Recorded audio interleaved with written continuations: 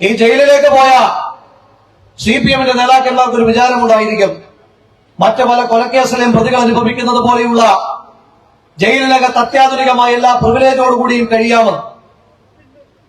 അങ്ങനെ വിചാരിക്കുന്ന ഏതെങ്കിലും പ്രതികളുണ്ട് എങ്കിൽ പറയുവാൻ ആഗ്രഹിക്കുന്നു, ആ ജയിലിൽ കിടക്കുന്ന ഒരു പോക്കറ്റ് അടിക്കാരന് ലഭിക്കുന്ന സൗകര്യം പോലും നിങ്ങൾക്ക് ലഭിക്കുന്നില്ല എന്ന് ഉറപ്പുവരുത്തുവാൻ ഇന്നാട്ടിൽ കോൺഗ്രസ് പ്രസ്ഥാനം ഉണ്ടായിരിക്കും. അത് നിയമത്തിന്റെ വഴിയിലെങ്കിൽ അങ്ങനെ, അതല്ലാതെ എങ്കിൽ അങ്ങനെ തന്നെ ഞങ്ങൾ മുന്നോട്ട് പോകും. ഇപ്പോ പരോളിന് അപേക്ഷിച്ചിട്ടുള്ള 2 CPM-ന്റെ പ്രവർത്തകർ, ഒരു സുബീഷും സുരേന്ദ്രൻ, അവരുടെ ബന്ധുക്കളോട് വളരെ സ്നേഹത്തോട് പറയുവാൻ ആഗ്രഹിക്കുന്നു, ഈ സർക്കാർ കൊലയാളികളുടെ സർക്കാരാണ്. TP ചന്ദ്രശേഖരനെ കൊന്ന പ്രതികൾ നിരവധി തവണ ആയിരക്കണക്കിന് ദിവസം പരോളിറങ്ങി നടക്കുന്ന സാഹചര്യമുണ്ടായി. എന്തിനേറെ പറയുന്നു, ആ കാരണവരെ കൊന്ന ഷെറിൻ പോലും ക്യാബിനറ്റ് കാവലിൽ പരോളിനിറങ്ങി വിലസുന്ന കാഴ്ച ഈ നാട് കാണുന്നുണ്ട്.